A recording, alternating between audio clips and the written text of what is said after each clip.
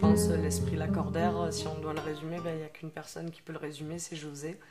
Et je pense que tout reposait sur sa tête et c'est encore son esprit qui l'anime aujourd'hui. Et moi, je sais que là où j'en suis aujourd'hui, c'est vraiment grâce à lui. Nous, pour l'anecdote à la maison, on a le portrait de José dans notre chambre. Il fait partie intégrante de notre famille. C'est quelqu'un qui nous a appris. C'est un troisième parent. Ça a été un grand-père parce que on l'a connu à la fin. Moi, c'était mon père spirituel, quoi. C'était vraiment mon père par adoption. J'ai même passé des vacances avec lui. Je restais des week-ends à l'internat parce que chez moi ça n'allait pas. Il m'a aidé à réviser mon bac et c'est grâce. J'ai pas pu lui annoncer malheureusement un jour près que je l'avais eu puisqu'il est décédé la veille, quoi. Des résultats, mais je lui dois vraiment tout. Parce que José a su rassembler, a su réunir et a su faire fonctionner et travailler ensemble à cette école diverses personnalités, divers personnages qui en ont fait aujourd'hui le second lycée de France et dont il serait fier. Il y a 3 personnes qui ont compté énormément dans l'éducation de ce qu'on appelle les normes futures. Au départ, j'ai commencé par Jean de Vita et ensuite José et Svalen. Monsieur Svalen. Ah, moi c'est Svalen, c'était un ami. C'est vrai. Donc, ces 3 personnes ont été, en autre chose, des guides, un peu forts, mais bon, moi je peux les guides spirituels. Ah. C'est fort.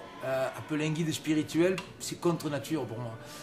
Mais, dans ce cas-là, ce sont des gens qui ont été tant généreux et tant libéraux dans leur idée, c'est-à-dire que c'est des gens qui ont plus révélé ce qu'étaient les personnes qu'imposer une idée.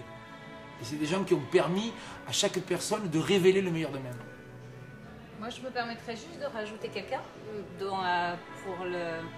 en manque un pour faire 4 dans l'école. C'est le père de Broise. Parce que c'est celui qui était avant, qui est resté pendant et qui est encore là.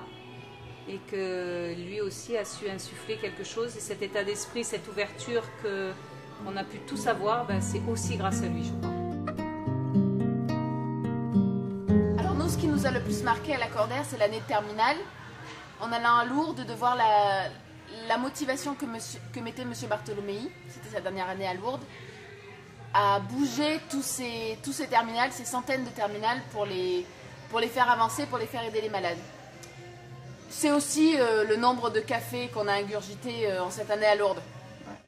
Donc moi c'est un souvenir de Lourdes avec José, puisque il nous avait payé le café, donc à ses 20 enfants là. Donc il nous avait présenté comme ses enfants, et c'est vrai que c'est un souvenir formidable. Lourdes nous a beaucoup marqué, effectivement. Mais j'en reparle même maintenant, 6 ans après. Et pour moi, c'est Lourdes, c'est-à-dire tout ce qui est humanitaire, humaniste, toutes ces valeurs qui nous réunissent et qui fait que quand on se revoit entre Lacordériens, on va plus parler de ces moments ensemble, aussi à Notre-Dame-des-Neiges, voilà, tout ça.